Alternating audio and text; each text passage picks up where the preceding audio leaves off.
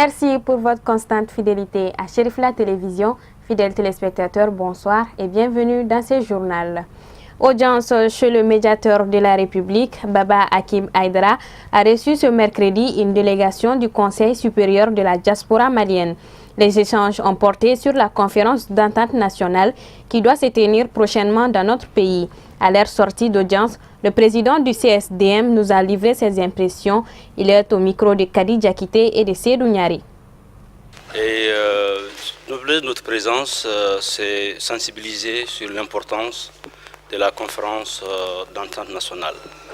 Le médiateur a eu cette excellente idée d'inclure tous les Maliens. Il vous souviendra qu'un Malien sur trois est en dehors de Mali. Il ne peut y avoir une conférence d'entente nationale sans l'autre tiers du Mali. Et il est important de comprendre que la conférence d'entente nationale est une composante de l'accord d'Alger. Et cet accord d'Alger, c'est l'accord au cours de laquelle une conférence d'entente nationale doit se tenir à son article 5 de l'accord d'Alger. Alors aujourd'hui, l'idée est magnifique, c'est d'inclure tous les Maliens, que tous les Maliens se sentent concernés, que tous les Maliens soient inclus dans cette conférence d'entente comme son nom l'indique. Et nous, la diaspora, nous représentons un tiers du Mali et on fera tout pour mieux expliquer l'importance de cette entente nationale. Il n'est pas concevable, je veux dire, que c'est des autres nationalités qui veulent mourir pour la cause du Mali et des Maliens. Et il n'est pas concevable que ce soit les contribuables européens qui payent plus de milliards pour notre bien-être. Et cela nous interpelle tous, sans exception. Là où se trouvent les Maliens, de dire qu'une autre nationalité ne doit pas venir mourir chez nous pour que nous soyons en sécurité, en paix et vivre en parfaite entente et dans la sérénité. Pour toutes ces raisons, j'invite à tous les Maliens, à tous les Maliennes, de là où ils se trouvent, qu'il est indispensable de s'entendre et surtout parachever le processus qui a commencé depuis très longtemps. Et aujourd'hui, il tire à sa fin. Et cette fin, tout le monde doit être inclus, et tout le monde doit apporter son point de vue, et tout le monde surtout doit être d'accord que finalement, nous les Maliens, on est arrivé à s'entendre pour démontrer au monde entier qu'ils nous ont aidés, qu'ils ont eu raison de le faire, parce que le Mali est grand, les Maliens sont grands, et les Maliens ne fuient pas un problème, ils le confrontent, et ils trouvent des solutions convenables et acceptables pour tous les Maliens et toutes les Maliennes. C'est dans une atmosphère carnavalesque que la commune urbaine de Bougouni a vécu la cérémonie de remise de camions-citernes incendie d'une valeur de 150 millions de francs CFA par la Fondation Frères du Sud. C'était sous la présidence du ministre de l'Urbanisme et de l'Habitat, M. Ousmane Kone. Le point avec Moussa Fomba.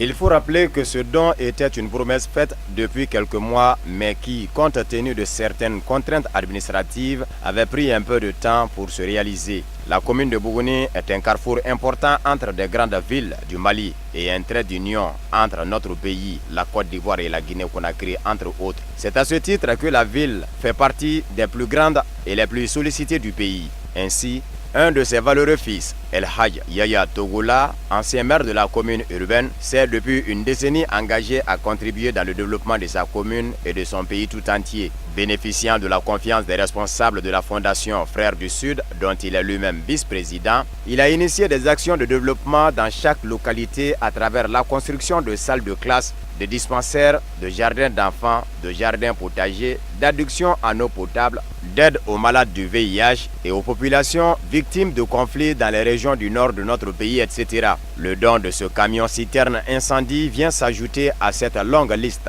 Lors de la cérémonie de cette remise, la joie des populations était à son comble. Tous les autres intervenants, du préfet de Bougouni au directeur régional de la protection civile de Sikasso, ont tous mis l'accent sur l'importance de ce camion-citerne incendie qui, selon eux, contribuera à faire face aux sinistres multiformes auxquels les populations de la commune urbaine de Bougouni ont eu à faire face de par le passé. Le représentant du maire, Dominique Fomba, se réjouit des activités menées par El Hadji Yaya Togola, de son passage à l'hôtel de ville à nos jours. Le représentant des chefs de quartier de Bougouni, Ntogo Diakité, a lui exprimé toute sa profonde gratitude à l'endroit de la Fondation Frères du Sud à travers son vice-président El Hadji Yaya Togola. Pour le parrain de la cérémonie, le ministre Ousmane Koné, l'honneur revient à El Hadji Yaya Togola qui est un digne fils de Bougouni et de son pays. À ce titre, il lui a demandé de ne jamais baisser les bras dans ses missions d'amélioration des conditions de vie de ses frères et sœurs de Bougouni et du Mali tout entier. Tout le Mali, avec à sa tête le président de la République Ibrahim Boubacar Keïta, te regarde et est fier de ce que tu fais pour Bougouni. Tes réalisations enlèvent une grosse épine du pied de l'État qui, il faut se le dire, ne peut pas tout faire seul. Fin de citation. Il faut rappeler que de 1999 au 31 décembre 2016, El Hadji Yaya Togola et ses partenaires Fondation Frères du Sud et Pharmacie Humanitaire ont investi plus de 500 millions de francs CFA dans l'amélioration des conditions de vie des populations de la commune urbaine de Bougouni à travers la construction de salles de classe, de maternité, de dispensaires, achat de médicaments, travaux d'extension du réseau d'adduction en eau potable, centres de formation et d'apprentissage, appui aux malades du VIH-Sida, etc. La cérémonie de remise du don a pris fin par une démonstration des éléments de la protection civile de Bougouni sur leur savoir-faire en matière d'intervention en cas d'incendie ou d'accident. Le tout nouveau camion citerne incendie est intervenu pour éteindre un incendie au grand bonheur des populations bénéficiaires. Moussa Faki Mahamat, l'ancien ministre tchadien des Affaires étrangères, est désormais le nouveau président de la Commission de l'Union africaine, l'UA. Il a officiellement pris fonction ce mardi et promet de réformer l'institution et de s'attaquer aux nombreuses crises du continent. Khadija Kité.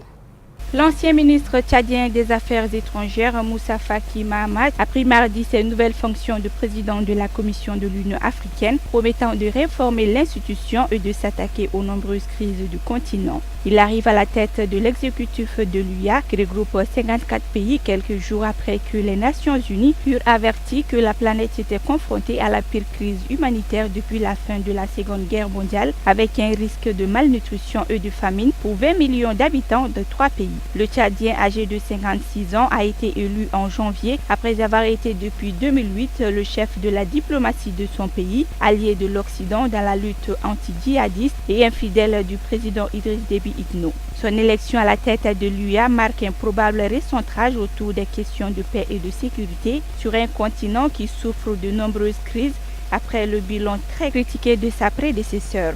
Il avait fait campagne sur le thème de développement et sécurité. Dans son intervention, il a évoqué un rapport du président rwandais Paul Kagame recommandant des réformes de l'UA. Le document appelle l'institution à se distinguer d'autres organisations régionales et concentrer ses efforts sur les questions clés comme la politique, la paix et la sécurité.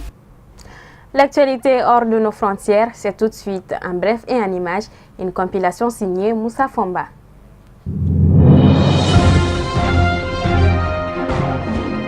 Les forces fidèles au maréchal Khalifa Haftar ont annoncé mardi avoir repris 2 ports, Ras Lanouf et El Cedra, à l'est de la Libye, sous contrôle des brigades de défense de Benghazi depuis plus de 3 ans, cela après plusieurs jours d'intenses combats. Ils reprennent du coup les 2 sites pétroliers de Ras Lanouf et d'Al Cedra, tombés sous le contrôle de cette milice islamiste il y a une dizaine de jours. L'armée nationale libyenne du maréchal Khalifa Haftar avait annoncé mardi matin le lancement d'une vaste offensive pour la reprise de ces 2 sites pétroliers parmi les plus importants de la Libye, dirigés par 2 autorités rivales, à savoir le gouvernement d'union soutenu par la communauté internationale et un autre contrôlé par le maréchal Khalifa Haftar dans l'est du pays.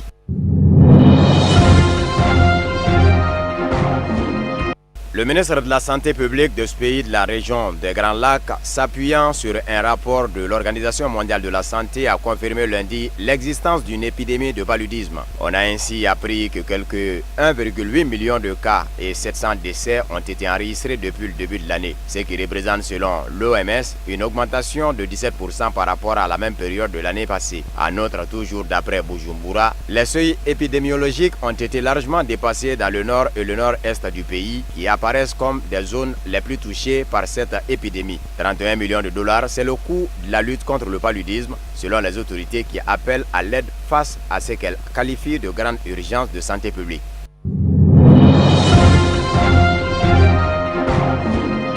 Les médecins grévistes kenyans et le gouvernement se sont accordés ce mardi pour mettre fin à la grève qui a duré 100 jours dans tout le pays. Les médecins réclament depuis le début de leur mouvement une importante revalorisation salariale et de meilleures conditions de travail, y compris de meilleurs équipements dans les hôpitaux publics. Ce sont environ 5000 médecins du secteur public qui ont participé à ce mouvement de grève. Une grève qui a eu d'importantes conséquences sur les malades qui, pour certains, ont été transférés vers des cliniques privées. Pour d'autres, c'était un retour à la maison à cause de la cherté des centres de santé privés.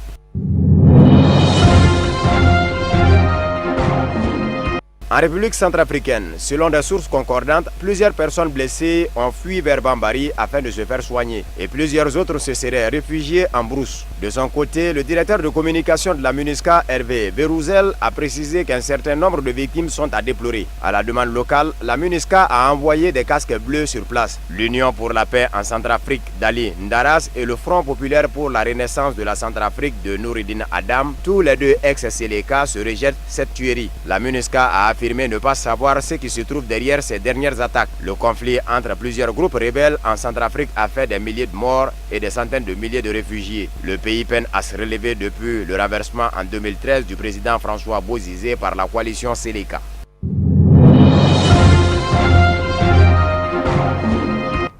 Point final à cette édition. Merci de l'avoir suivi.